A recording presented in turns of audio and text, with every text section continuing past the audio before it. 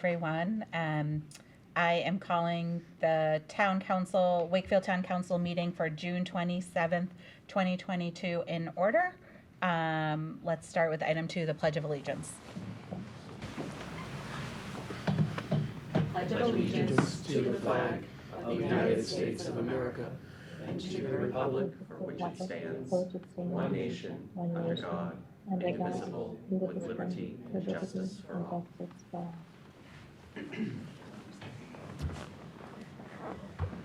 Great. Okay. And item number 3 is attendance, and 6 of us are here, and I see that Councilor Dombrowski joined us on Zoom. Hello. Hello. We will do roll call votes for everything. Thank you, Counselor. No, really happy you could join us. Sorry about that. No, all good. That's 6 for the water and sewer hearing, just to be clear. Item 4, public engagement. Sherry, is anyone joining us for public engagement? No, I have nobody tonight. Great. Let's see. We have 1 more minute, Steve, before we open up the. 1 minute, yep. Okay, we're gonna move to item 7, approval of minutes. Can I get a motion to approve the June 13th, 2022 Town Council regular meeting minutes? So moved, with thank you as always to the clerk for recording them and doing a great job. And do I have a second? Second? Great. Any discussion? Okay, all in favor. I'll start with you. Councilor Dombrowski. Aye. Councilor Vincent. Aye. Councilor McLean. Yes. Councilor Dennehy. Abstain. I was in here.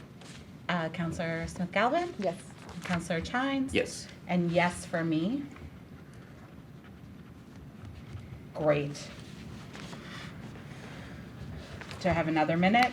No, you. Okay, on you're time. all set. You are on time. We are going back to item 5, public hearing at 7:03. We are starting the fiscal year 2023 water and sewer rates hearing. We have to do a roll call to open the public hearing. Move to open the public hearing. Great. And a second? Second. Great. I don't think I need to ask for discussion, right? Yeah, great. I don't think so. Okay, Councilor Dombrowski. Aye. Councilor Vincent. Yes. Councilor McLean. Yes. Councilor Dennehy. Yes. Councilor Chines. Yes. Councilor Smith-Galvin. Yes. Great, and yes for me. And I'm going to turn it over to Joe, DPW Director. Thank you, Madam Chair. Can everybody hear me? If you could Kind of. speak up You're a just a little little faint. bit louder. Sure. How about this? Better. Slightly better.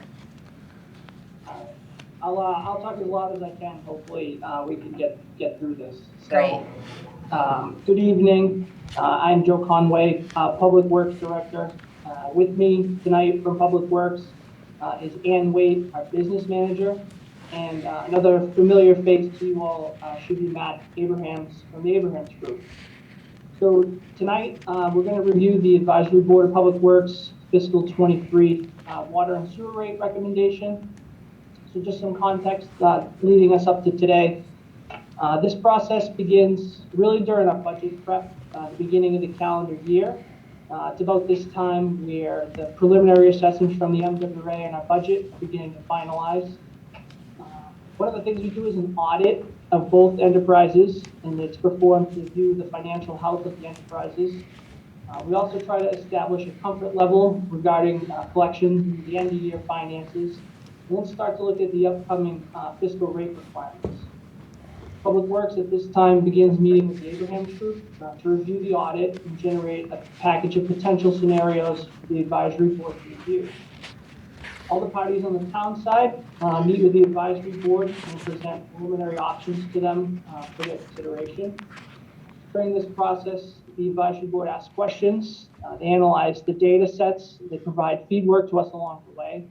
Typically, we review many scenarios for the oncoming fiscal year. The advisory board does an excellent job of providing us feedback and making sure that any constituent feedback they get is relayed to us as well. At the time the advisory board reaches consensus, rate recommendation is sent to the town council for adoption. And we have a presentation that I'll turn over to Matt in a moment to walk through, but I'd just like to take a quick minute and quickly thank the advisory board. A couple of members are here with us tonight. I'd like to thank Chair Chris Tarr, Maria Palomino, Elena Proakis Ellis for serving on this board, putting us through the process and leading us to this point today. So to all you folks on the advisory board, thank you very much. So I think at that point, unless Madam Chair, you'd like to discuss anything further, I'll turn it over to Matt Abrahams and we'll walk through some of the financials. That sounds great. Thank you. Perfect. Okay, thanks, Joe. My name is Matt Abrahams from the Abrahams Group. Can you hear me okay? Yes. Yes, great. Okay.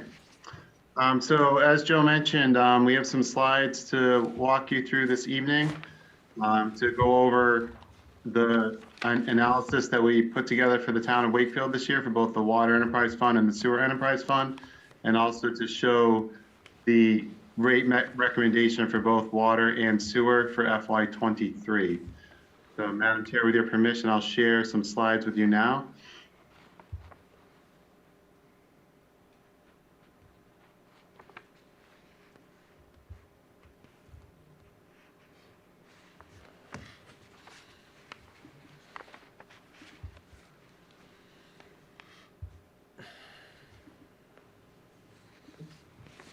Are the slides up on the screen now for you? They look great. Okay, great. Okay, so again, my name is Matt Abrahams from the Abrahams Group. This is our third consecutive year of working with the town of Wakefield on water and sewer financials and rates. For those who have been members of the council the past 2 years, some of these slides may look familiar. Once we established that analysis for that first year, and it worked well for the work that we did with the town, we've used a similar analysis each of the past 2 years as well, including this year. So likewise, some of the slides may look a little bit familiar as well. We have 5 or 6 slides for about water first, including the rate recommendation for water. And then we have similar 5 or 6 slides for sewer, including the rate recommendation for sewer. And then we have 1 slide that ties the two together at the end of the presentation. So as I mentioned, we start with water. So in this slide, we wanted to give a little bit of a snapshot of some of the things that have happened in the recent past, as well as some highlights financially. As I mentioned, this is our 3rd year of working with the town. So the last 2 years to the right in the table at the top are related to the work that we did. The 3 years prior, we were involved in, but we still provided that information here in this table. So for water rates, and you may recall prior to our work, there was a flat rate for all water usage up until our work setting rates for FY21. So the flat rate increase for FY18 was 9.5%. There was no service charge in place at that point. FY19, 3.5% increase. Again, no service charge in place at that point. FY20, 1.5% increase, including the implementation of a service charge, $18 per bill. All users paid the same service charge for FY20. FY21 was the first year of our involvement. As a result of the work that we did, council approved a tiered rate structure starting FY21, as well as a different way to do the service charge. Instead of everyone receiving the same amount, the service charge was implemented based on meter size instead. Users with larger meters pay a higher service charge per bill. In FY22, which is the 2nd year that we worked with the town last year, water rates increased 3.5% across all tiers, and there was no service charge change. The charges that were implemented in FY21. Recent highlights financially. The water fund recognized a small surplus in FY19 and FY20 after a large deficit in FY18. There was an increased surplus in FY21 due to a very dry summer. You may recall the summer just after the pandemic started, when everyone was home, was extremely dry. And that had an impact, a heavy impact on outdoor water usage. So 21 saw a large surplus due to very dry conditions and also the pandemic's impact on usage patterns. More people were home, so residential usage was way up for that reason as well. And the town's deferral of expenses. So that also had something to do with the surplus in FY21. As already mentioned, the tier structure changes were implemented in FY21. They impacted the highest users while having little to no impact on smaller users. That was one of the focuses as we went about our work for setting tier changes, for setting up the tier structure, excuse me. Recent results show that the town's rate analysis and rate action allow fund revenues to consistently cover fund expenses. So that was something that was really important that was mentioned when we started our work to make sure that rates are generating enough revenue to cover expenses. And the last few years, we can say that that has happened on the water side. So that was a look back of a 5-year look. We're going to look a little bit more closely at the current fiscal year. Granted, it's just about closed at this. It's just about done at this point, but FY22 is still ongoing. So as mentioned already, rates were increased 3.5% across all tiers for FY22. So about last year at this time, council authorized that increase. When that decision was made last year, we were looking at a rate plan that included 6.25% increases in subsequent years. So council may remember from our presentations in the past that when we do the presentations for water rate plans or sewer rate plans, we tend to look at multiple years. We don't just look at a 1-year look. We're looking 5 years into the future. So when the option was selected to increase rates 3.5% in FY22, council also saw what we thought the rate plan could be in subsequent years, and that was 6.25% at this time last year when that vote took place. In FY22, there was no change to the service charge. I already mentioned that. I did want to mention just a little bit of history related to the service charge and our work related to that. When we implemented, when the town decided to implement it in FY21, the service charge was meant to recover administrative costs that were calculated in the water fund. But we didn't set the service charge to recover all of the calculated administrative costs. We decided to do a ramp-up process, starting with 65% of the administrative costs. And the thinking at the time was that every year, an additional 5% would be recovered with an increase of the service charge. So every year subsequent to FY21. And last year at this time, and I think the pandemic was a big reason why this happened, was that ultimately it was decided to not change the service charge. So even though there was a plan to recover an additional 5% per year, that did not end up happening last year in when rates were set for FY22. So for FY22, consumption was down 7 million cubic feet from FY21. Now I wouldn't worry a whole lot about that because, as I mentioned, FY21 that year was different. That was an outlier year for the reasons already mentioned. So that's after 2 consecutive years of increased consumption. Consumption is down in FY22. Billings are down $320,000 compared to FY21. Again, FY21 was an outlier, but still, we're noting that the billings were down about 4.5%. And if we think about, we just talked about the impact that the dry summer had. If we look at last summer turned out to be a pretty wet summer. Started off dry, up through, I think, the end of June. It was actually very dry, kind of similar conditions that we've seen this summer so far. But then it turned. July, August, September were pretty wet.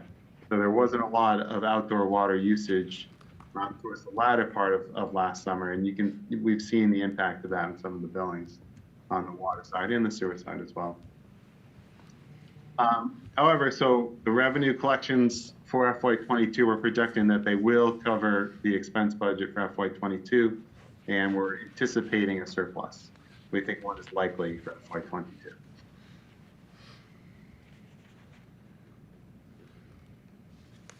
Okay, so Madam Chair, I'm just going to keep going, but if anyone has any questions, we can either take them now or at the end, whatever your preference is. No, I think finish the presentation and then we'll hold questions till when you're done. Okay, great. Thank you. Okay, so that's our look back and look at the current. So let's start looking forward a little bit. So as I mentioned earlier, we do project out 5 years. We start with the next fiscal year's budget. So at the time when we started doing the work, we have that budget available to us. So in this case, FY23, that budget. So any expenses that are part of the budget, we're making sure that there are certain nominal increases that are included from year to year. We're not assuming that expenses stay the same. Also, we take a good look at the MWRA assessment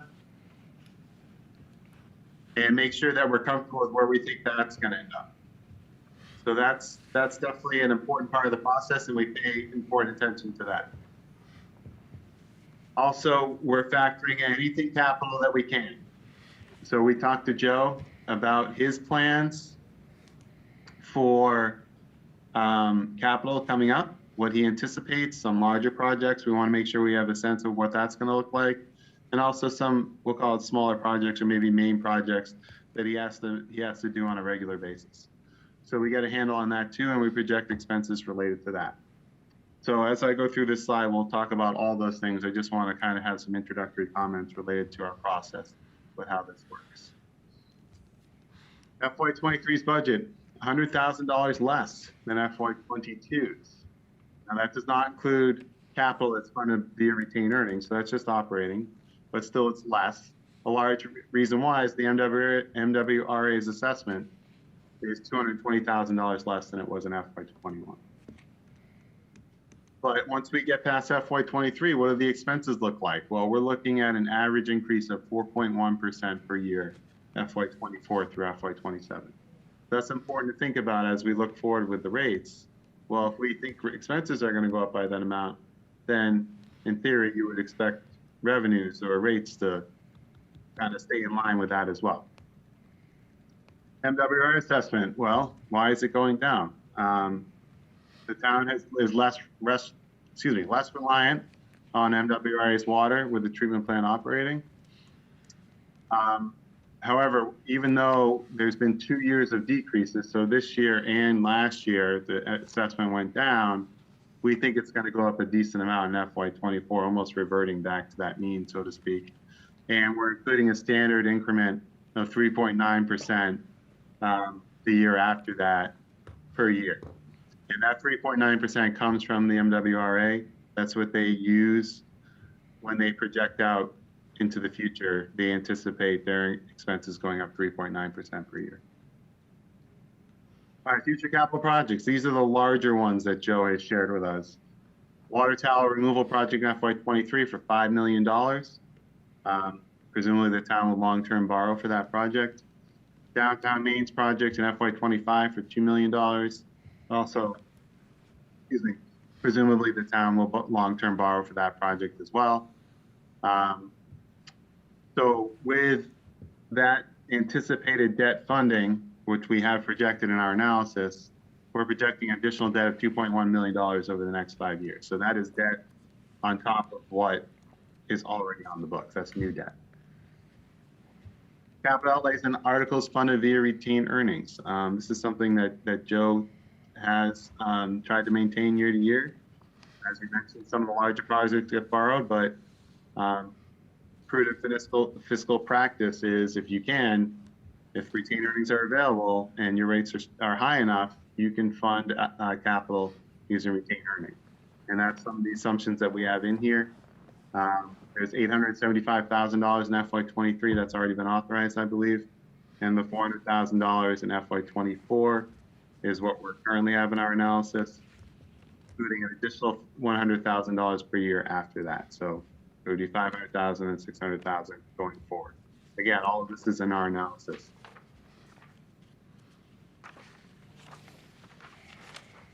All right, baseline water. So what does it look like? All of those expenses we just talked about, that's all worked into here. This baseline, we are assuming revenue is neutral. Now, that's not really reality, but we just want to show you what it would look like if rates did not change over this 5-year period. So the orange line represents the targeted retained earnings percentage, which is currently 8.5%. I would argue that 8.5% is actually on the low side for what a target should be, but that's what we've currently included in our analysis, with hopes that over time that number can increase in a future year. And you can see the blue line is actually what we're projecting the retained earnings to be, with, again, no revenue changes. So what this is saying is that with no revenue changes, retained earnings can cover any deficits through FY '24, but not beyond that.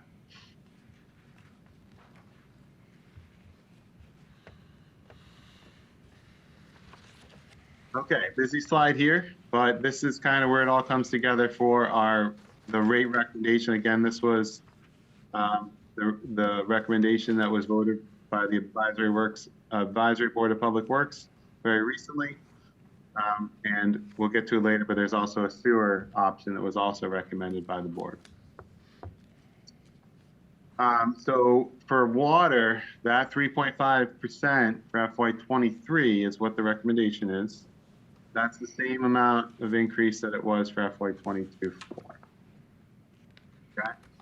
And if you look down the bottom right with this rate plan, which is 3.5% FY '23, as well as 6% increases in the 4 subsequent years, you can see an updated graph on the bottom right that shows that even though the retained earnings are strong now, and they're strong now, but with this rate plan, retained earnings kind of works its way down to the target by the end of the 5-year period that we look at, FY '27.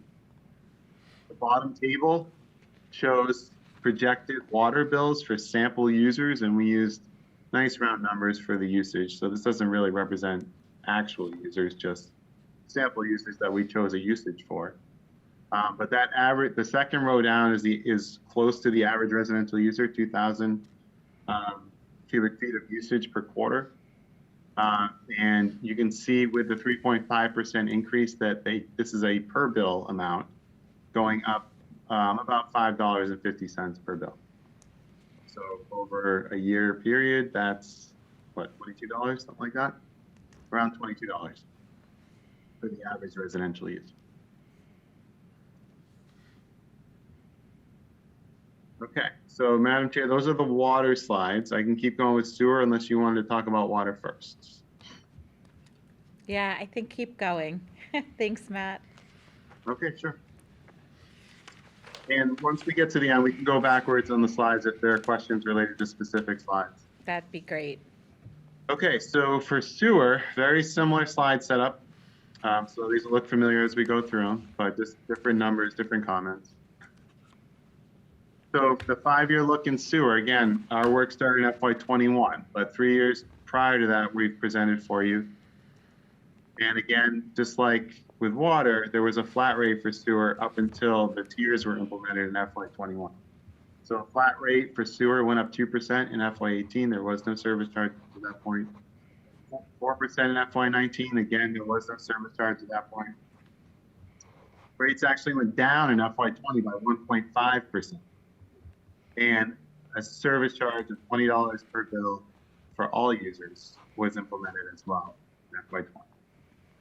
FY '21 was when the tier structure was implemented, along with, just like with water, a meter-sized based service charge meant to recover administrative costs that were calculated in the sewer enterprise fund, just like with water. For FY '22, the rate increase was 2.15% for sewer, and there was also no service charge change for the reasons that I outlined earlier The same decision was made for sewer as was for water. Financial highlights for sewer: small surplus or a small deficit in FY18 through FY20. They weren't sizable in any way, so that shows that generally revenues were keeping up. Just like with water, there was an increased surplus in FY21 for the same reasons. Except for this one, we noticed for the MWA sewer assessment, and Joe's very aware of this as well, we think that they've deferred some of their capital expenses. So the sewer assessments haven't been quite as high as they could have been in the recent past. But we anticipate that those capital expenses may be coming in the near future. But just like with water, sewer revenues were up in FY21 for the same exact reasons. Now, there are some users in town who have irrigation systems and don't pay sewer for some of their outdoor water usage, but there are also a lot of users in town that do pay sewer for their outdoor water usage. So we saw an impact on the sewer side as well for those reasons. We already talked about the tier structure changes, and generally similar comment to water, that recent results are showing that the town's rate analysis and rate action allow fund revenues to consistently cover fund expenses, which is something that's very important to the town and something that is prudent financially. All right, FY22 slide. As already mentioned, we increased the rate. The rates were increased by 2.15% across all tiers for FY22.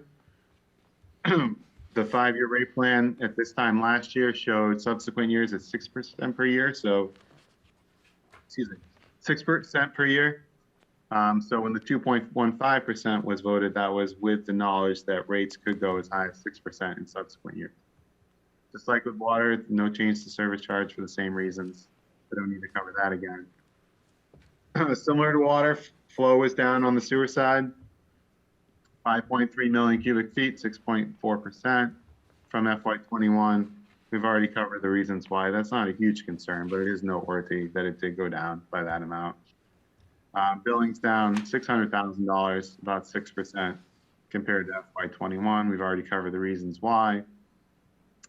But even with that decrease in billings, we're anticipating that revenue collections will cover the expense budget for FY22, and we think there will be a surplus as well. FY23, starting to look forward those 5 years. I'll quickly kind of run through some of the expense highlights here. This is an expense slide.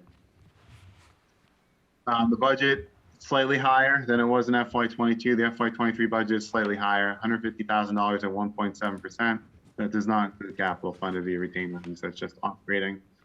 The MWR assessment went up $105,000 or 1.6% higher. Total expenses. So looking out multiple years, we're anticipating an average increase of 3.4%, like the comment with water earlier. So if we think expenses will continue to go up, then it's important that revenues continue to go up as well to try and cover those increases. For the MWR assessment, we mentioned how it's 1.6% higher for FY23. That is generally lower than what we consistently see year to year over, if you average it out. So we assume a 4% increase going forward past. So that's FY24 through FY27. I already mentioned that we think that the MWRA will recommit to that planned capital. So we're starting to think about the increases that may take place because of that. Upcoming capital projects. The only one that we're carrying additional debt for is, I'm not sure what project specifically, maybe Joe can speak to it, but we aren't anticipating that there's going to be an MWRA loan over $1.2 million, but that's an advantageous loan to the town because through MWRA is a 0% interest loan. So recently the town was able to take advantage of the 75% grant, 25% loan program. This is just a 100% loan program, but still advantageous because of the 0% interest. So we have included the debt for that. And that amounts to an additional $400,000 over the next 5 years of additional debt on top of what is already on the books today. And capital outlay, just like with water, there's a plan to fund them via retained earnings, and it's a good thing retained earnings are available for things like this. but over $800,000 in FY23, which has already been authorized, and included in our analysis is $400,000 in FY24, and we're anticipating an additional $100,000 per year going forward from FY24. So that would increase to $500,000 and $600,000 and so on and so forth. Baseline for sewer, this actually looks very similar to the water slide. And just like with water, with no rate changes, we project that retained earnings could cover any deficits through FY24, but not beyond that.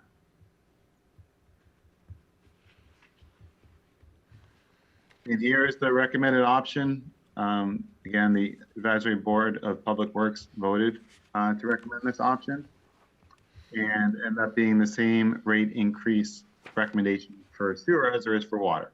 So the 3.5% increase recommendation is the same for water and for sewer. And with the 3.5%, we think at this point, there's a need for an additional 5% per year in the subsequent 4 years that we look at. And just like with water, retained earnings are healthy now, but over time, we think they'll come down to the targeted level with this rate plan in mind. And for the average residential user, we're still carrying that $2,000 usage amount. This works out to be about $8 per bill. So that's $32 per year.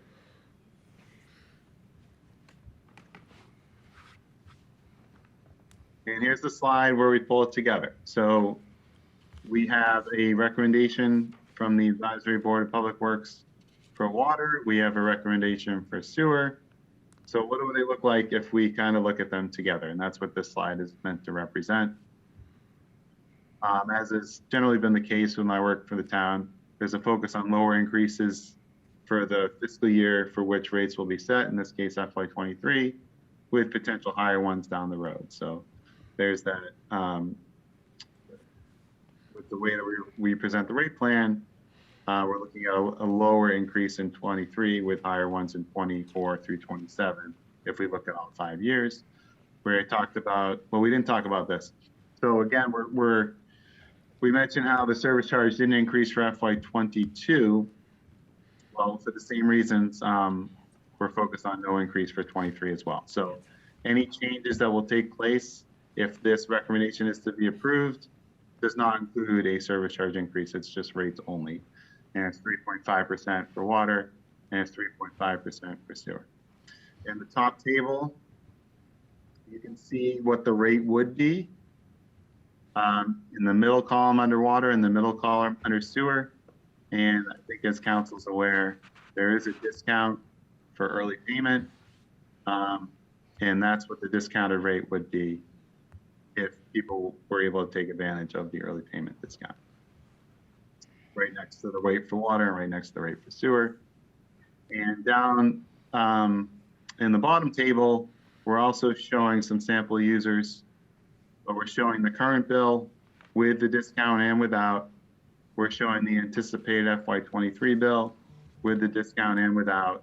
But to the far right is what we have as the percent increase for each of the users. So you can see we're using 2,000 for the average residential user. That works out to be a 3.2% increase per bill for the average residential user. And Madam Chair, those are all the slides I had for you this evening, so we can open up the questions and comments at this time. That's great. Joe or Ann, do you have anything to add to the presentation?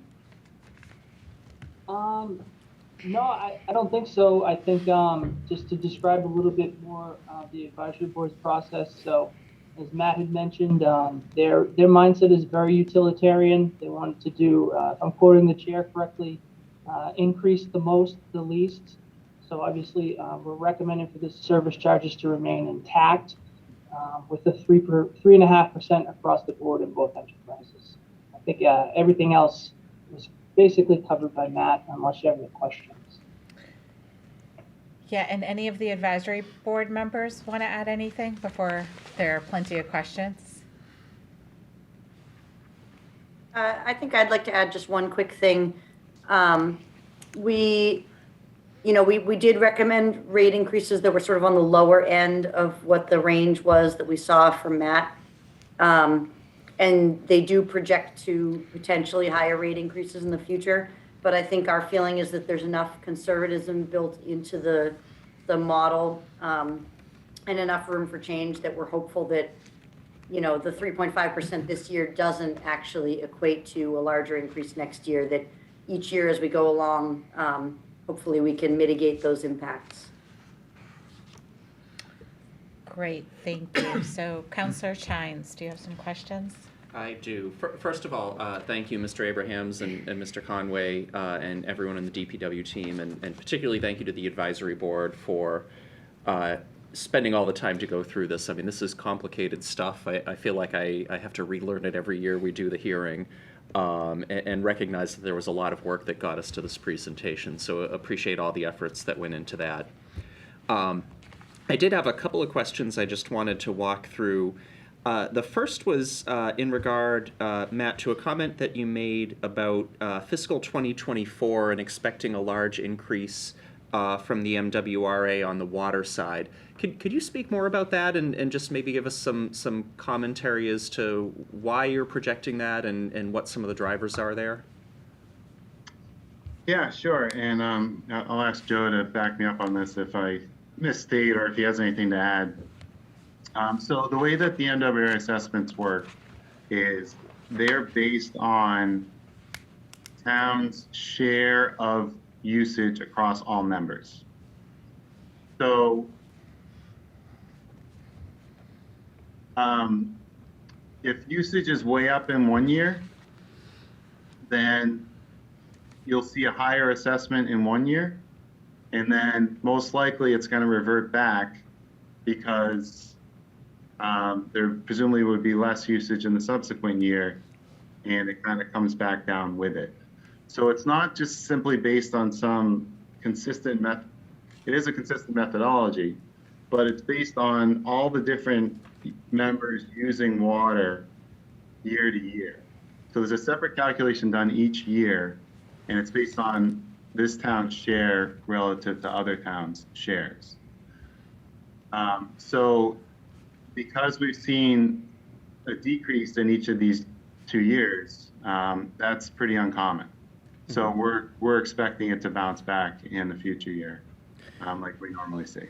So I guess my question on that, I mean, certainly, I see the reversion to the mean argument, but the other thing that I'm struggling a little bit with is we also changed our methodology pretty significantly 2 years ago in a way that, at least in theory, would encourage greater conservation, which supposedly should have affected billings. I mean, if you go from one tier to another, that can be a pretty big hit.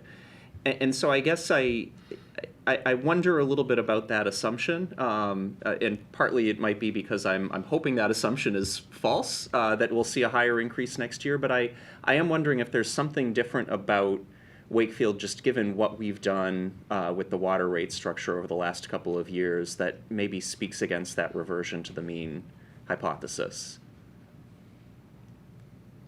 I can add to that too. So, Councilor Chines, the other piece that's being kind of considered in that out years projection too is much like everybody, as we were moving through the last couple of years, I think everyone was a little hesitant with the capital planning request for funding for some of the things that under ideal scenarios we probably would have been looking to do, the MWRA included. So more so on the sewer side, but certainly on the water too, we're going to expect that at some point in time their commitment to some of their capital needs is going to get back up to par. Okay. So that's one of the other things that we kind of have built into that.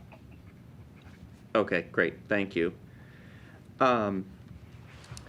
Just a couple of questions around the retained earnings side, and the first, I'd love to get your perspective, Matt. You mentioned you thought the 8.5% policy number for retained earnings might be a little bit low. I'd love to just understand a little bit, maybe, Mr. Conway, of the history in terms of how we arrived at that number within Wakefield, and also a perspective on, if that's not the right number, what a recommended level might be. So I can tell you honestly, when we started this process, we read up on some of the financial policies of the town that the council, board of selectmen, Mr. Mayo, and his predecessors put together for financial health on the tax levy side related to free cash. And one of the things that we set out to do when we started this, for anybody knew, the words COVID-19 or had any idea. Oh, did we lose Joe? Joe froze.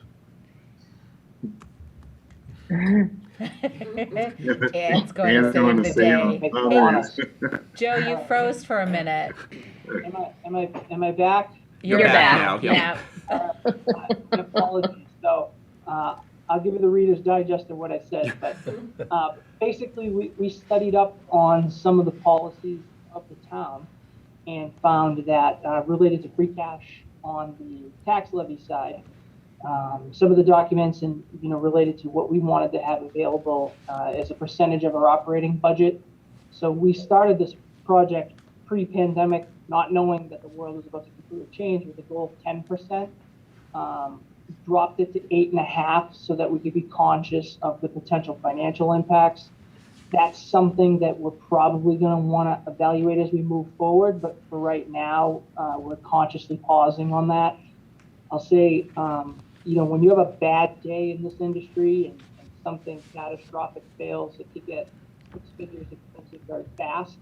And not having at least enough money to mitigate a potential problem or a revenue shortfall, let's say, collections just slow down or stop. That's really the safeguard, against further financial hardship and impact to the ratepayer.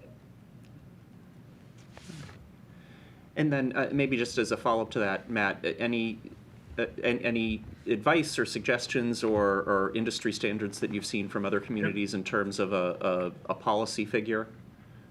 Yes, so I can speak to that a little bit. We do similar analyses with other communities for water sewer. And what we generally tell communities is anywhere from 10 to 25% is a good target. I think generally communities try to target somewhere 15, 20% if they're able to. For this particular community, Wakefield, even though I think that 8.5% is on the low side for sure, I will be honest there. It doesn't worry me a whole lot because both funds, water and sewer, are stable and they have been for years. And if like Joe mentioned, if something catastrophic were to happen and retained earnings were all of a sudden needed, retained earnings are pretty healthy at the moment. So currently retained earnings are available for on an emergency basis if necessary. I know Joe would love to use it for capital if he's able to. But I guess if he weren't, maybe it could be used for something else. But so generally I'm not too worried. I don't like the 8.5. I would recommend one higher. But like I said, these funds have been stable for years and they're very well run. So it doesn't worry me a whole lot. Okay. Great, thank you. And just the final question, I guess this is more of an observation, and I struggle with this every year because I obviously we want to be prudent with how we're using ratepayer dollars. At the same time, we also, obviously have a goal of making sure we're sort of smoothing out the experience as well, right? Like it's almost the the one thing that's sort of worse than a really good year is a really bad year the next year. And, I definitely appreciate the efforts that go into trying to smooth out those increases. And I think Ms. Ellis from the advisory board talked about, trying to keep those levels moderate. On the other hand, what I'm struggling with, and I think the retained earning graphs sort of highlighted, is we do end up with retained earnings that are quite a bit above our policies over the next couple of years. And there's probably a discussion for another day as if those are the right numbers and that 8.5% isn't. But it does concern me a little bit to see those numbers. Knowing that potentially we could have gone with a slightly higher increase to both the water and sewer rates for this year. And so I guess kind of bringing this around to a question, and I know other councilors have a lot of questions, so I don't want to, delay the discussion, but I guess the question I have is, did we look at other scenarios where, we targeted a lower increase for fiscal 2023, something in the 2.5% to 3% range, and any thoughts as to where that ended up in terms of the long-term curve of financials for the enterprise?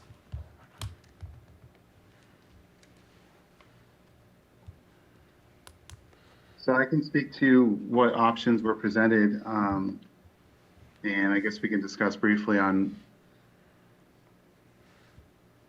maybe Joe can help me out with the reasons why, but so for water, 3.5% was the lowest increase that was presented of the three. And the reasons why were because of what we're anticipating for expenses over the next few years. It is substantial, especially considering the additional debt that we talked about on the water side that we're anticipating over the next few years of over $2 million. So of the options presented, we felt that 3.5% was potentially the lowest that could be acceptable this year. The highest was 5.25% for FY23, and the middle option was 4.5%. And for reasons already mentioned, the recommended option was the lowest one of 3.5%. On the sewer side, the 3.5% that was selected was not the lowest one. We did show one to match last year's increase of 2.15%.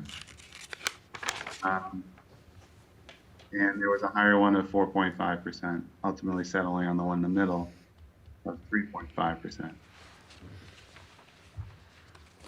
Yeah, Councilor Chine, so just to combine with that, I think one of the things that ended up happening is we were evaluating it is that deficit line for both enterprises. As you dipped, south of 3.5, those numbers started to increase, pretty substantially. And I'll just provide some context from my perspective. There's a neighborhood behind the public safety building that experienced a pretty disruptive water break in their neighborhood. And it's now the second time that it's happened, and both two times it's happened, it's caused a pretty good amount of damage out on the roadway. So because our retained earning balances were as healthy as they are, we're actually going to upgrade that line this construction season and pay for it, not need to borrow that and pay any finance charges related to it. So looking at something like that, I mean, that there's a $500,000 capital investment right there that, if we were to increase those deficit numbers, maybe that's not possible, and we're looking at coming to the council for authorization to bond with them. So it's certainly a balancing act, between being modest with your needs, but taking care of, some of the things that, are more prudent than probably, what the perfect scenario would be. Great, thank you. Appreciate all the thoughtful responses. Thank you. Councilor Dombrowski. Thank you, Madam Chair, and thank you everyone for your presentation. I know, having watched the advisory board meeting, you gave a lot of thought to this, and there are a lot more numbers you didn't even mention, Matt. So this was the abbreviated version. I think perhaps maybe the rest of the council come at it from a somewhat different perspective, in that we're looking at more from the ratepayer side and what kind of impacts that has on them. And I know that you had discussed this. I know that Chair Tar had mentioned, some of the concerns that he had, as some of your other members had shared as well, about these increases. So I guess first off, I keep hearing about, these projected increases, 5.25, 6. I think one of your slides from your other presentation back in May, maybe it's like 7.25 or something, I think. And I understand that that's what you're projecting out. So we have revenue and then we have expenses. So what is driving the expenses side of things, and how can we pull back on that so that we don't have to be projecting out to the levels that we currently are? Because candidly, I think these rates are absolutely unsustainable. We're talking about 6% increases, 6.5%. I understand the MWRA assessment factor into the expenses, but how much of expenses when you project out is MWRA projected assessments, and what are the other factors or components, I guess is the better descriptor. So are you asking how much percentage-wise the MWRA assessments make up the overall budget? Is that one of the questions? Yeah, in part, yeah. I guess what I'm getting at is how I don't think that we can keep pace with these revenues going up as you're projecting. So how can we get expenses down is my question specifically. And understanding that MWRA assessments are an unknown and obviously a driver. Are they the dominant driver? Are there other things that we can do on the expense side to try to pull those down? Because I don't think that the projected expenses beyond FY, say 24, I think it's 24 through 27, I don't think that those kinds of increases are something that our community together.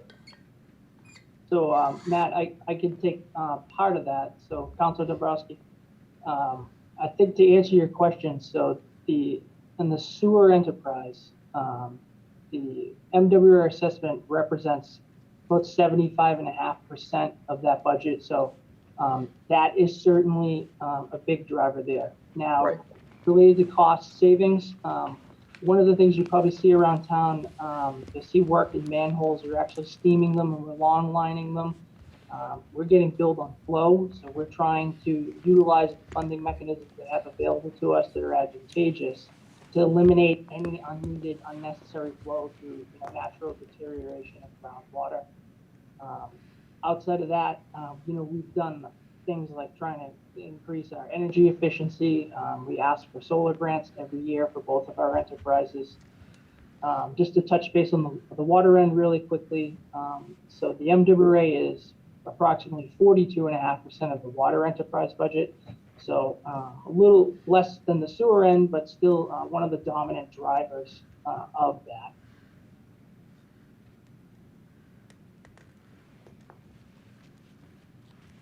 Thank you. Thanks, Joe. And in looking at this, I don't see a scenario where we can expect from our community to go anything above what is the bare minimum to get us through. I understand retained earnings is 8.5% right now. We have to deal with that. But Joe, to your point about sewer earlier, there's that 1.2 million that we're getting in that loan, 0% interest loan. So if we have scenarios that come up like that, then maybe those are opportunities. But I mean, people are getting slammed right now, and people in our community. I know you guys mentioned this at your last meeting, but I don't think that the residents of Wakefield are in a position to be paying the kind of rates, the kind of increases that we're talking about. With inflation where it is, with the budgetary concerns that every family is facing right now, I think that we have to go the absolute minimum. If we have to do anything, the absolute minimum. And if it means we have to eat into some of those retained earnings, then that might be the case for right now, because this is a really precarious time for folks. And I would hope that things improve in the future, but you talk of recession and everything else that we're looking at here. And I have a real issue with the idea of going forward with anything beyond. One, we would suggest 3.5, which I understand to be the lowest from the water side. And I think it was option one for the sewer, which would have put it at the 2.15. And I think if that is the absolute lowest we can go, I think that we need to go the absolute lowest we can go. People cannot afford the kind of increases we're talking about this year, and certainly not the kind of increases we're talking about through your projections into the next fiscal year. Thank you, Counselor. Anyone else have any comments? Counselor McLean. Yeah, Matt, I would like first to thank everybody for the presentation. I'd like to thank Joe and Ann for putting up with me for more than an hour on Friday, asking questions and responding to my due diligence emails prior to that. And she said she isn't sick of me. I'm not sure if she was just being nice. But I'm trying to get behind the numbers a little bit, Matt, and I talked to Joe about this because as a CPA, I think of retained earnings as kind of a misnomer here. It's retained ratepayer money. I think of retained earnings as the old accounting equation, assets equals liabilities plus owner's equity, and your retained earnings are over there, and it's money you've earned and kept. But there's nothing wrong with calling something retained earnings, but there's another number here that Joe and I discussed, which is reserves. And Joe had indicated that as of the end of FY '21, I'm trying to use your terminology, Matt, that at the end of FY '21, we had about 1.8 million certified, I believe, by our town accountant. We're coming to the point again of having that certification real soon. And I think Joe indicated that could be 2 million. It is, of course, a choice to spend $800,000 on the Eaton Street project, and it's great to be able to do that cash. However, I think that can be perceived as a sign of strength as well as a sign, more than a sign of weakness, because we can do that and still have some buffer. I wonder about the usage. Matt, you had indicated that this amount that we've been seeing, great numbers, right? I mean, a 0.6% decline overall from what I think I see in the temporary rates, which Joe has indicated usually, if anything, don't go up usually. I don't think he's ever seen them go up. And that 0.6% reduction on about $9 million out of our roughly $15 million cost structure, I think that's a positive.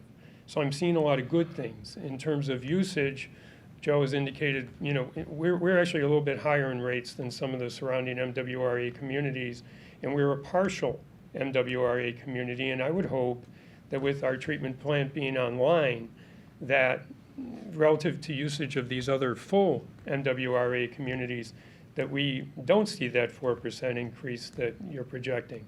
I guess I'm more of a mind that if we're really healthy now, you're forecasting a surplus in FY '23, and we have, even if we have 2 million minus 800 cash, if we have reserves after that of about 1.2 million, it seems to me we're in pretty good shape. All that being said, that's why I looked at the town budget submitted and I was thinking, boy, this is almost like looks like a level funded budget to me. And now with the 3.5% increase, that's why I'm wondering whether, I'm not saying we don't need it, but if we can do without it or do 1% lower, and then see where we are relative to usage with the same MWRA, half a year to 9 months from now when they put out their preliminary rates in February, and see where we are in terms of, capital budget. I mean, I realize we're going from 875 to 400 next year. I'm not sure exactly what the 400 is for, but we have diminishing amounts in that capital amount from what your graphs showed in the capital account that we're going to fund with cash. Relative to the 2.1 million, I talked to Joe about this, we don't necessarily, they may seek ARPA funds, we may seek grants, we don't know exactly when it's going to happen. Relative to the 5 million, we know it's coming, but Joe said also we are going to have some fall off of debt from our 600 grand and change that's in the budget every year during this FY '22. I think Joe said a couple $100 grand's fallen off. Now, we don't want to ignore that. We don't want to say, oh, good, we have that 200 grand, let's go spend it. But that does create hopefully some room for us to put some of the future bonded debt, like the $5 million, into that number without necessarily, hopefully, depending on interest rates and everything else, without seeing it go up. So instead of asking a bunch of questions, getting the same answers I've already gotten, I just wanted to, give you my general thoughts on everything we've seen. And it seems to me we're in pretty good shape. If there's a community that's got 20% retained ratepayer money, I'm not saying there isn't, but I just don't think that's going to happen here. Thank you. Any other counselors? Counselor Vincent? Thank you, Madam Chair. By the way, I watched the Advisory Board of Public Works May meeting, and that was very informative. That really helped me get through these slides. I appreciated the opportunity to watch that. One of the questions I had is, last Wednesday, on June 22nd, the MWRA approved their FY '23 current expense budget and community water and sewer assessments. And in there, they said that the combined water and sewer rate increase would be 2.85%, and they noted that was a significant decrease from the 3.42% they had proposed in February 2022, and they thought that translated into an average household increase of about $17. Has anyone had an opportunity to look at that document from MWRA? Councilor Vincent, I've seen the assessments that come out. I'm not 100% sure on the document that you're referring to, but related to the change in assessments here, so from preliminary to final, water stayed the same, and then you saw approximately 0.75% change in a reduction on the sewer end. Well, the reason I bring it up is you had your meeting in May to prepare for the presentation today, but the MWRA board came out, the board of directors came out with a decision that last week, and I don't know whether that decision in changing those water rates from 3.42% to 2.85% would have an impact on the presentation that you all made to us today and your recommendations to us today. I don't know. I'm just aware that the MWRA board made a decision last week that could possibly impact the recommendation. You're 100% right. And typically, one of the tricky parts to this whole process is the way that the town times out the budget process versus the timing of the MWRA board. Yeah. Our town meeting coming early in May is generally ahead of that. Typically, though, and fortunate for us, at least in my experience, is the preliminary estimates tend to be conservative and they tend to reduce. In 2021, they actually reduced quite a bit on the sewer end, taking into consideration the state of the world. But you're 100% right. The timing does make this a little bit tricky of a process as far as that's related. And you may not know this answer, but when the MWRA board says that this translate into an average household increase of $17, is that probably per bill or is that annually?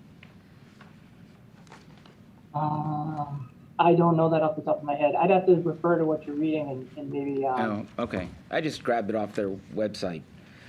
The other question I had is, I was intrigued when I watched your presentation back in May. There was a lot of discussion on the sewer rate of whether to go with option 1 or option 3. And it seemed to me that even at the last moments of that meeting, there was still some discussion of which way to go.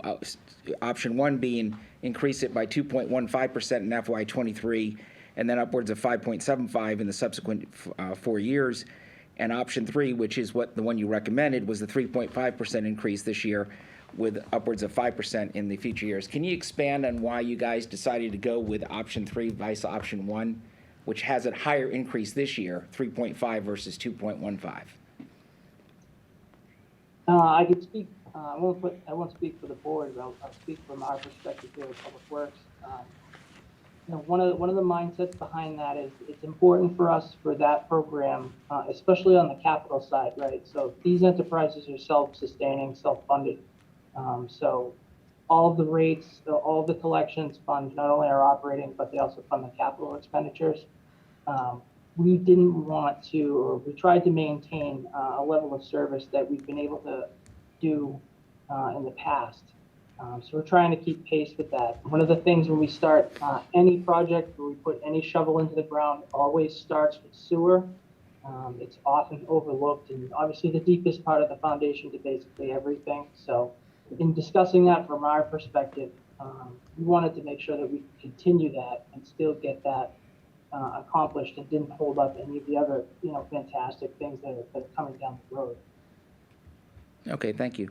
And the other thing I noted was last year, the projections were 6.25% in the subsequent years with water and 6% in sewer. And this year, the projections for future increases is actually decreased from 6.25 to 6% in water and from 6% in sewer down to 5%. Is that right? I don't have all the slides, and we went through the slides earlier. But I think in very early in the presentation on water, it said that there was a talk about 6.25% in future years, but what was proposed today showed that actually would decrease in future years from 6.25 to 6%. Did I get that right? I believe that's correct. And the same thing with sewer, a lower increase in future years from 6% down to 5% for FY 24 to 27. So that actually shows less increase in future years than what was anticipated last year. Yep, that could very well be correct, yep. Well, thank you very much. Thank you. Councillor Smith-Galvin. Thank you. Just a couple of clarifying questions. first, in the memo from the Advisory Board of Public Works, it has a recommended manual read meter fee is $50. Can you just explain to me when that is invoked? Absolutely. So that is something that came, I believe in 2017, the town was going through a meter replacement project. And what we encountered at the time was, there was difficulty gaining access to changing some meters throughout town. So at the time, my predecessor asked then Board of Selectmen Town Council for this fee to be established. And what this is essentially if we have an estimated, or we have to use a manual read versus our automated reading systems for 4 consecutive quarters, this is essentially a penalty for not being cooperative with us and letting us change the fixture. I can tell you in the whole time it's existed, it's been used 0 times. Okay, But that was my question. I thought we had moved to non-manual, so. yeah, no, and it's not our approach to just start arbitrarily, impacting people financially. It's really break glass in case of emergency. Okay, thank you. My other question is, let's just, on the water slide, I know we go from FY 2020 at 1.5 to FY 2021 as tiers rates into last year at 3.5%. Can you just remind me what, and I know we went to tiers, so it may not be consistent across tiers, but what was the increase in FY 2021?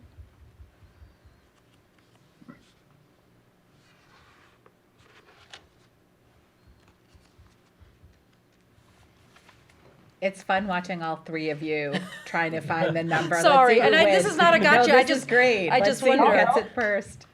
That's okay. I thought it was like 10%, but I know there were a couple different options that we looked at. So I can tell you, I know when we were going through the rate setting process that year, so we obviously discovered Mass General Law that you've heard me reference stating the conservation-based rates. It's included in our withdrawal permit from the authority, but if we did not take that route, we were looking at an over 10% flat increase across the board.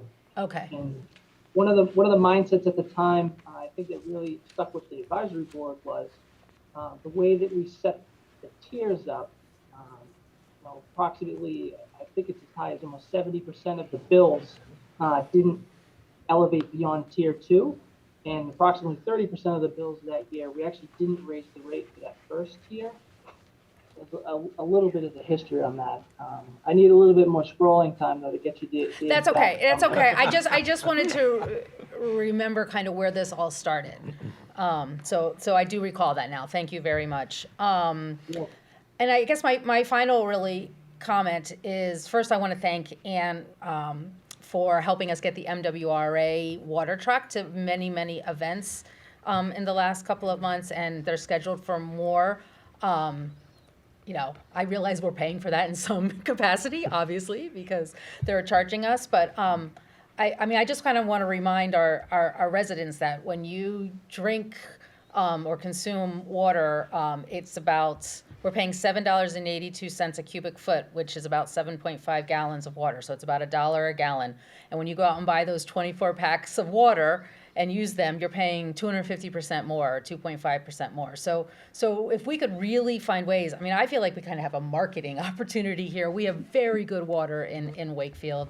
We on other fronts, we're trying to reduce plastic and we're trying to conserve. And it seems like maybe there are some synergies that we could have here between it. I would love to see us use ARPA funds to buy our own Wakefield version of the MWRA truck and really encourage that for all, for all activities. Anybody who gets a permit in Wakefield could drink Wakefield water. And I think, that would hopefully be a bit of a kind of a marketing, and we should be proud of our water system and our good water. And we're gonna, invest in it so that we can maintain it. So thank you very much. Thank you. Councillor Denny?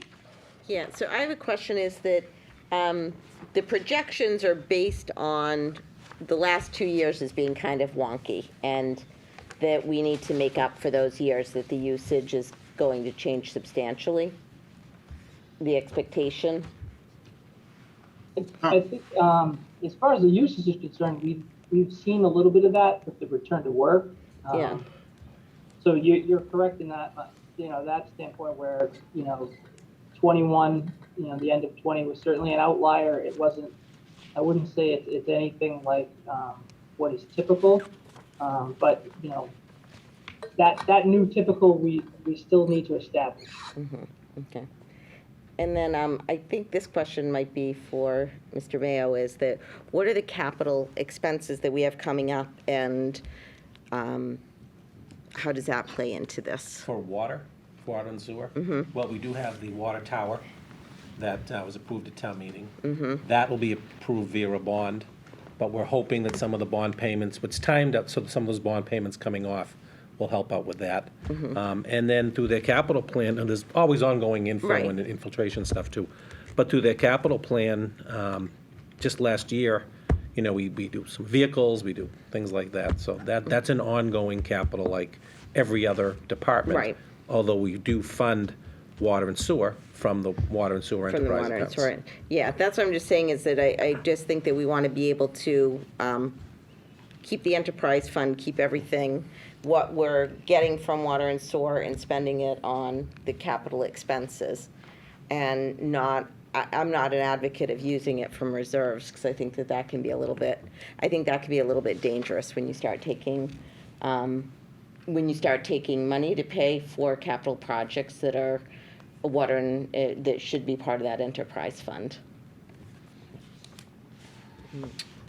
I see Counselor Dombrowski, your hand is up again, or our hand is up again. Do you have something new to I add? just had one brief follow-up. So just based on this discussion, then I'm asking the advisory board then, if we were to land, say, at 3% for water and 2% for sewer, for fiscal 23, that would still keep us in the black, right?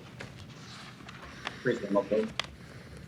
So I could take a shot at that. So, but when you say in the black, are you talking about just FY '23, Well, I or know, are you talking about the? How you No. had the years, I think it was after 23, you showed like I think the drop off, you were going from green to red basically in your. Yeah, I okay. guess what I'm getting at is for this upcoming year, if we were to say a 3% increase in water, lower than you're proposing, and a 2% increase in sewer, we can still make it work for the upcoming fiscal year. Correct. You can make it work even if you, yeah, for sure. No question. So my suggestion to then my council would be that we look at a 3% increase for the water and 2%, which is recommended, but I think it's fiscally responsible, but takes into account the fact that we're in a rather a difficult economic situation, a lot of uncertainty for folks. That would be the recommendation.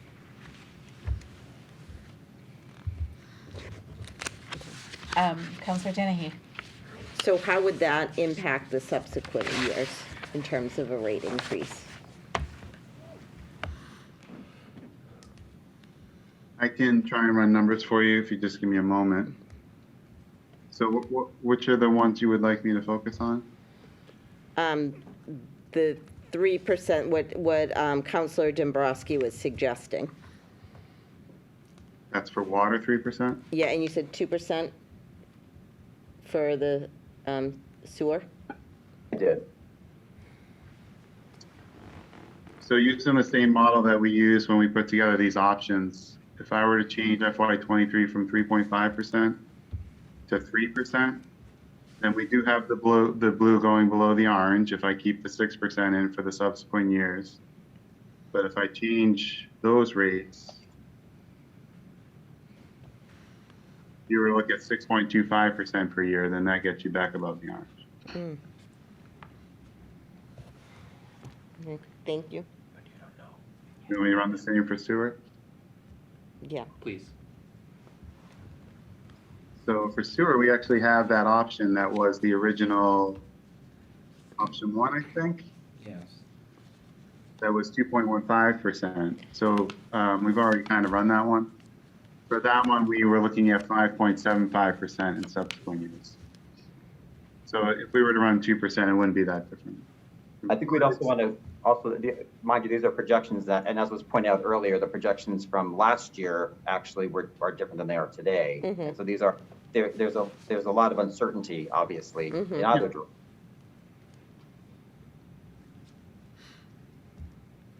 We just don't want people to get whacked, like a huge increase the next Certainly year. not, but I would hope that people would find themselves in a better economic position potentially next year than this year. And then I think we also have to see what the real numbers are next year and make determinations on a year-by-year basis, because I think it's difficult for us to be making projections that while are the best of intentions, not necessarily going to be what the reality is. And so I think we have to take it on a year-by-year basis. Mhm.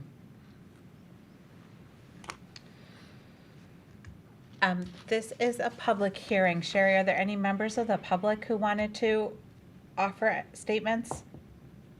No, we have nobody. Okay, so I'm opening it up again. So I see Counselor Vincent. I hear what Counselor Dombrowski's saying, but I also defer to the subject matter experts on it. And the way I look at it is their option one for water at 3.5% made sense to me. And I listened to their deliberation on the sewer on the option one, which is the 2.15% increase, or option three and the 3.5% increase. And it seemed to me that the members went with option three, but they would have been comfortable with going with option one as well, which is the 2.15%. And since you're the subject matter experts and you've already run the numbers, the thing that seems prudent to me, if we want to make a change from your recommendation, would be to go with option one for both water and with sewer, which means a 3.5% increase for water and a 2.15% increase for sewer. Does anybody on the advisory board have any thoughts on that? Yeah, if you don't mind, Mike chiming in on this one. I feel a lot more comfortable with that than with reducing both the water and the sewer. Largely because the MWRA, we know in recent years, even though they're showing us average increases across water and sewer, their water increases have been higher percentage-wise than their sewer increases in the last several years. In fact, Joe mentioned between the preliminary assessment and the final assessment this year, the MWRA Advisory Board, we made recommendations for reductions across the board. And MWRA wasn't able to make any reductions on the water side. They were able to find some wiggle room on the sewer side to bring that down, which is why our water assessments didn't change from preliminary to final.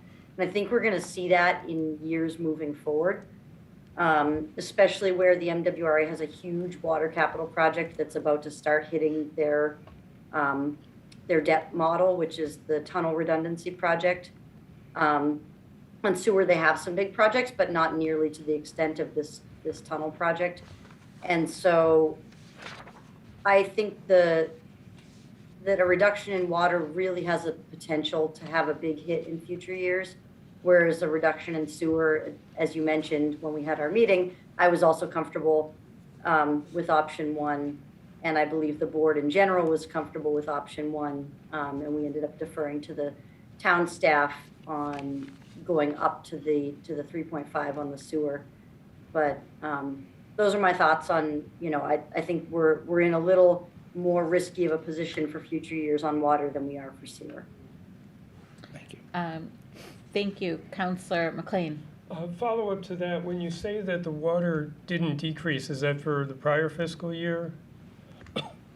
No, this is, so when the MWRA issues their assessments, the MWRA does a draft of their budget, their operating budget and their debt budget for the next fiscal year.